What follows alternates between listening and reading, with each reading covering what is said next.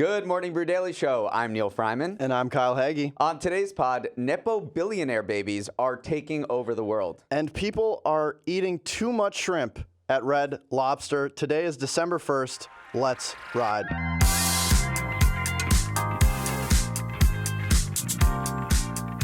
It is December 1st, and it's time to declare the holiday season officially upon us. Ooh, big declaration. Winter markets are full steam ahead. Christmas lights are being hung up all around the country, and you can't get anything from CVS without hearing "Rockin' Around the Christmas Tree."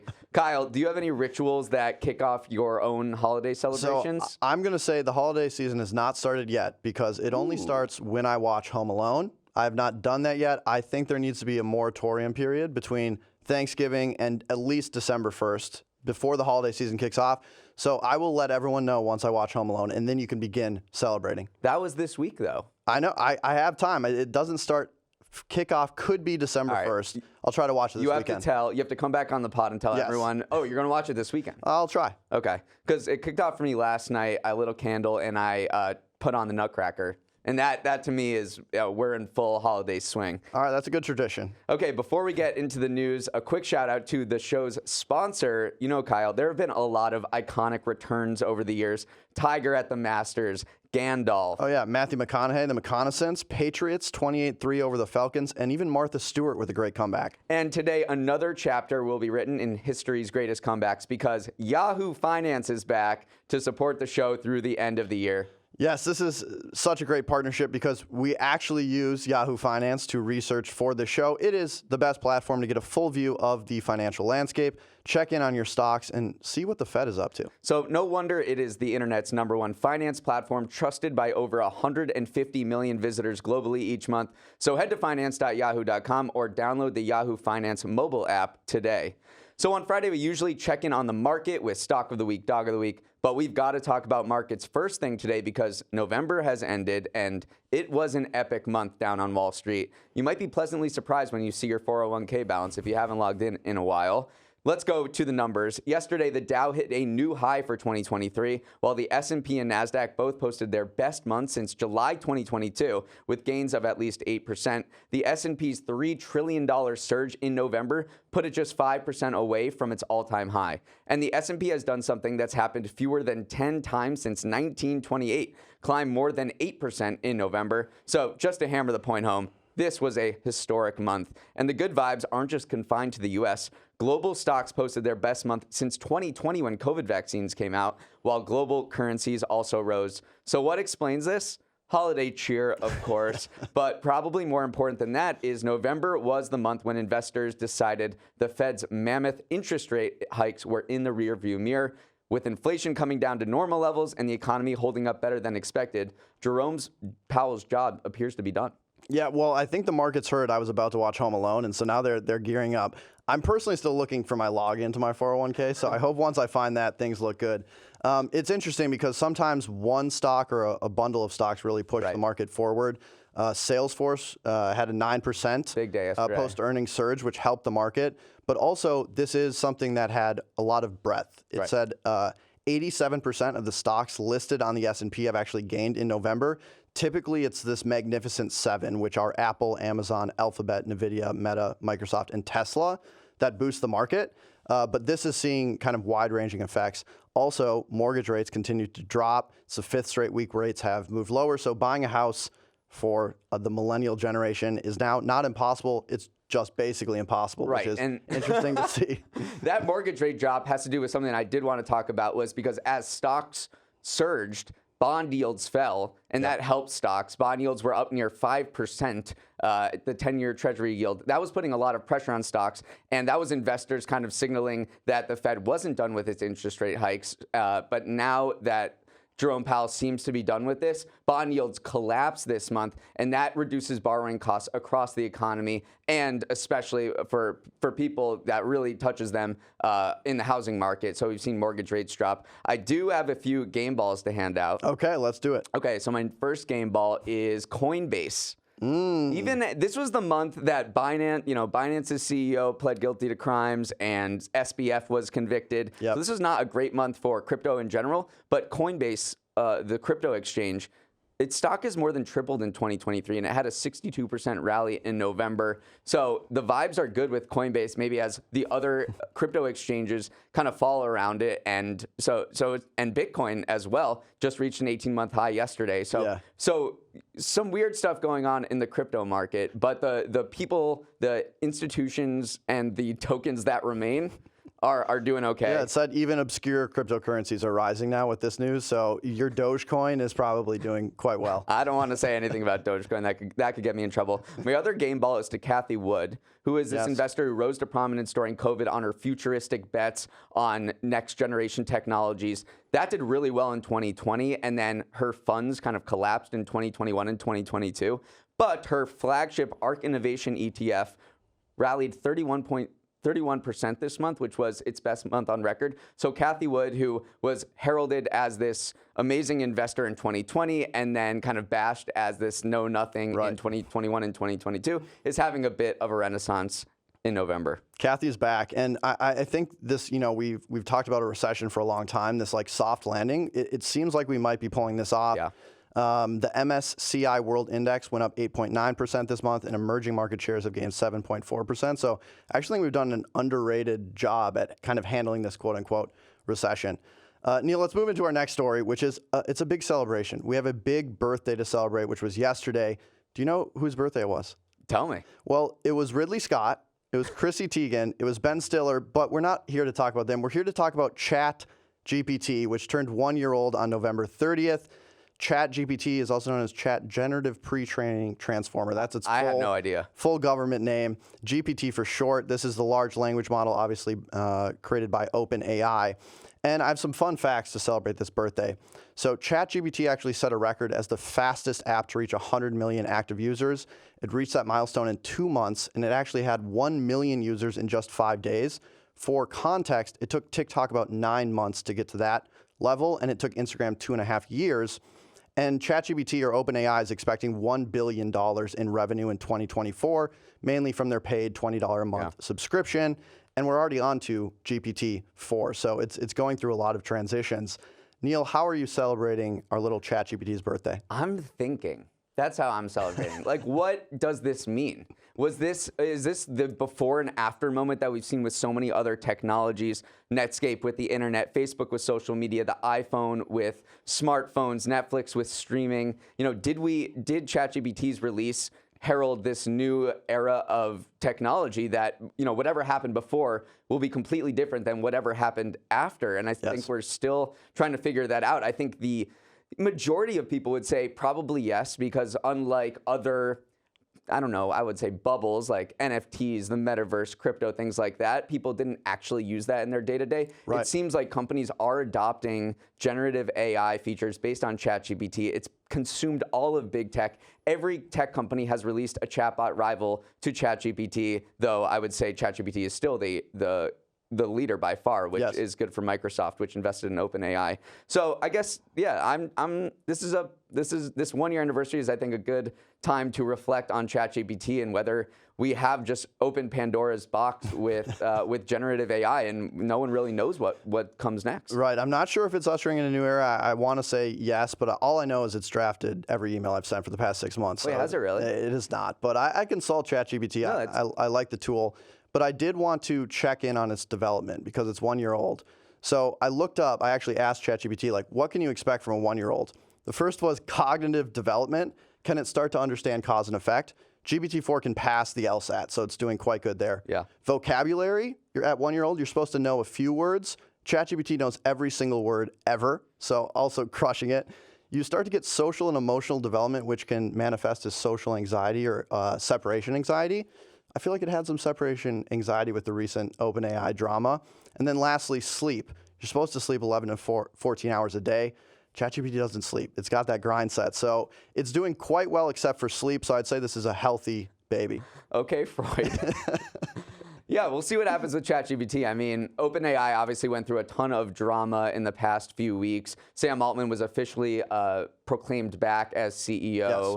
But that schism, that fight also opened up the question of AI safety because the fight did appear to be, well, no one actually knows what the hell went on in that boardroom. It does appear to be like we people were worried about what we were building and what this AI has unleashed and whether it will eventually destroy humanity. And the people who are pushing back on it and saying, if we stop development of this, it is akin to murder, because AI could solve a lot of healthcare issues and solve a lot of the other existential crises that humans face. Right. What's your hot take for the next year in ChatGPT? I think it's going to keep getting smarter. I do think it's going to infiltrate pretty much every element of society. To your point, it is a very practical, and we can see use cases, and people are actually using this now. And the last thing I'll say is, like any good birthday, there's always someone who isn't celebrating the birthday that's having a better time.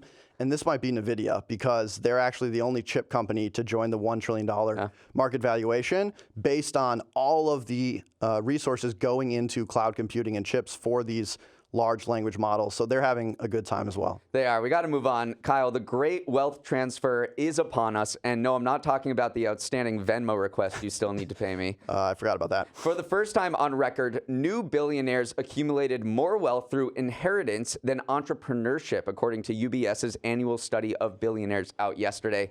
About $151 billion was inherited by 53 heirs in the year through April, while $141 billion was accumulated by self-made billionaires. This is a big deal. It signals a turning point in what's known as the Great Wealth Transfer, the largest transfer of wealth in history. Over the next 20 to 30 years, wealth worth around $5.2 trillion is expected to be passed from aging billionaire boomers down to their millennial heirs.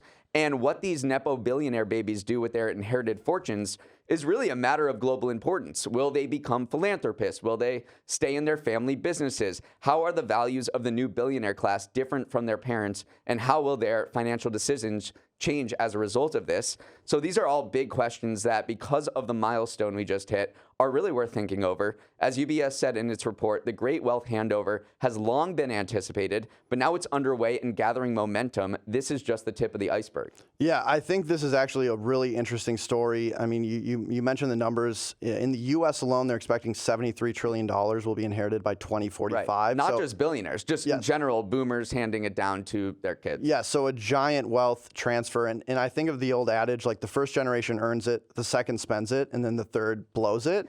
And we're kind of moving into the second one of spending. And you mentioned, like, people are actually struggling, I mean, quote unquote, struggling with how to spend this money between the first generation and the second generation. There's some really interesting statistics that the first generation, the generation that earned the money originally, has a higher percentage of people that want to, like, enable the future generations of their family to have a great life. They're way more likely to have philanthropic goals as opposed to the second generation. And they're way more likely to support the arts, support culture, as the second generation is actually focused on continuing to grow the business or grow the brand.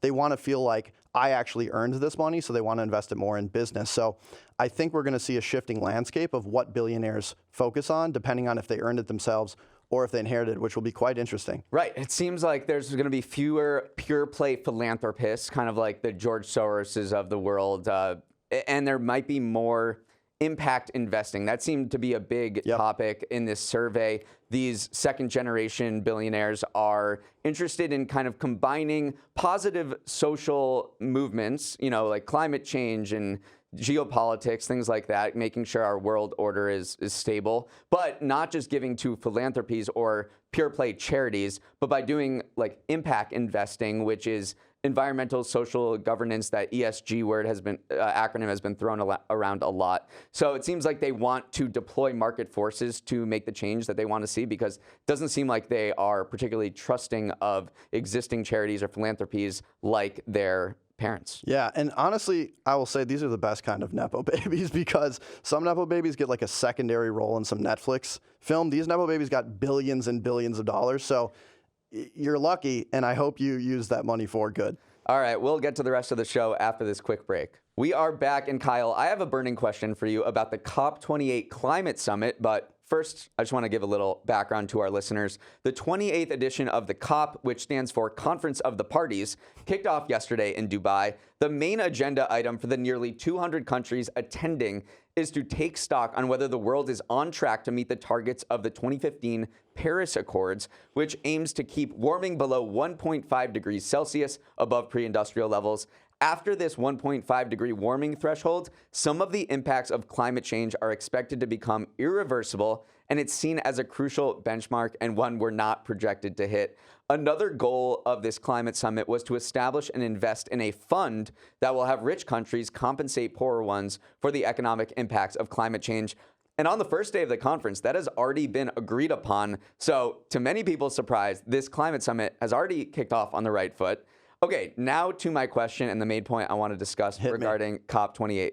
There are 70,000 people attending this summit, or basically the population of a large town. And concerns are bubbling that this bloat and everyone looking out for their own interests will hamper the ability to reach an actual agreement. So Kyle, is 70,000 people too many for a climate summit? Yes. I mean, we've all done a group project with like 5 people, and 4 don't do anything, and 1 has to do the entire PowerPoint. So I think 70,000 is too much. And this isn't just conjecture. They actually did a study in 2021 looking at how many people attend this. And the suggestion from the European Capacity Building Initiative was to prune this back to 5,000 people to make it much more focused. So I think 70,000, probably too much. Also, they need to work on their acronym, Conference of Party. Like, get some pizzazz in there. But you talked about this deal that was struck on Thursday between 190 governments to create some fund to give back to climate damages, which I thought was, to your point, a huge win. The UAE, host of the summit, said it would contribute 100 million. Germany pledged 100 million. UK pledged 20 million pounds. So they're getting some momentum here. And just in general, as you know, the world is basically on fire. So I think more focus on climate and continued focus on climate at least is getting people in the right headspace to tackle this really important issue. Right, but maybe there's too many people. I mean, this attendance has more than tripled since 2019. Just last year, there were about 50,000 people. And then the year before that in Glasgow was 38,000 people. And in the early days, it was at that kind of sweet spot number at 5,000. But there is, to me, I'm obviously cynical about this. I think there's so much money sloshing around at these conferences now. I mean, it was even before it kicked off, there was controversy that the host Dubai was using it as a way to cut side deals for fossil fuel projects with other countries. Right. There's so much money in climate green energy right now. I mean, the UAE also yesterday, or actually this morning, announced a $30 billion fund from its sovereign wealth fund to fund climate projects. So if I'm someone in a bit of power, if I'm a CEO or anyone who can pull the strings anywhere and I have some of an interest in clean energy, I'm going to this summit to try to, get some of that money for myself. So it seems to be like a bit of a money grab, and it could be devolving into what's going on at Davos, which is the World Economic Forum Summit, right, which has become a bit of a joke recently because you have all of these billionaires and CEOs flying in on their private jets to Switzerland to decry climate change and other social ills, even though they're polluting with their private jets, which emit 100 times as much carbon as commercial airliners. So it's the downside of when anything gets too popular. Yeah. Are you doing it for the right reason, or are you doing it because there's external benefits to you that are outside the scope of what you actually want to be doing there? So we'll have to see how COP plays out this year, but it seems like it's off to a decent start, minus some of these side deals. Neal, we have to move on to our next story, and I have some very bad news for you. All of our late nights at Red Lobster, they just got more expensive because they are raising their prices on their endless shrimp deal from $20 to $25. Now, this ultimate endless shrimp has been a Red Lobster guest favorite for about 18 years, but they made a big change this year, which is it used to be seasonal. They've made it all day, every day, instead of just on Mondays, and the results were definitive. People really love shrimp, and because people love shrimp so much, this actually resulted in an $11 million quarterly operating loss for Red Lobster. I mean, if there's one thing Americans are going to do, it's going to tear up an all-you-can-eat buffet. So I could have told Red Lobster this was coming, but Neal, at $25, are we still going to Red Lobster? Yeah, of course we are. Okay, good. But this company needs saving. This was a big deal. This $11 million loss was not expected, and execs were like, we really messed up here. And they basically MoviePass themselves. MoviePass offered what? Unlimited amount of movies for $10 a month, and then it stopped being a company. And Red Lobster didn't look at that and say, we should probably take a lesson and not give something that's super popular to, with not the right price point. What was crazy to me is Red Lobster did this before. In 2003, they did Endless Crab, and it almost drove them to bankruptcy.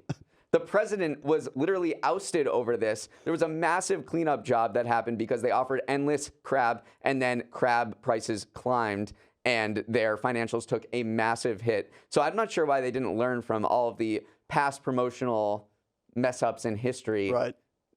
To find out what was going to happen here, because it's pretty clear. And their promotional material said, insider tip, avoid grabbing the extra biscuit to leave room for endless amounts of shrimp. Yeah, they're telling people don't give us Yeah. money for other things, just keep going on shrimp. And it seems like, okay, every 10 years, Red Lobster forgets its mistakes and makes the same one. So in 10 years, we'll have to go and see their next endless buffet. I was looking in the past for other examples of maybe promotional things that kind of went awry. There's obviously MoviePass, which is come back in some zombified form. Yep. You have LL Bean's return policy, which was super generous. I think they cut back on that in the past few years. And then there was one I stumbled upon from American Airlines. It's called AirPass now, and it still exists even though they're phasing it out. But they offered a lifetime membership for $250,000, which allowed you to fly first class, unlimited, anywhere in the world.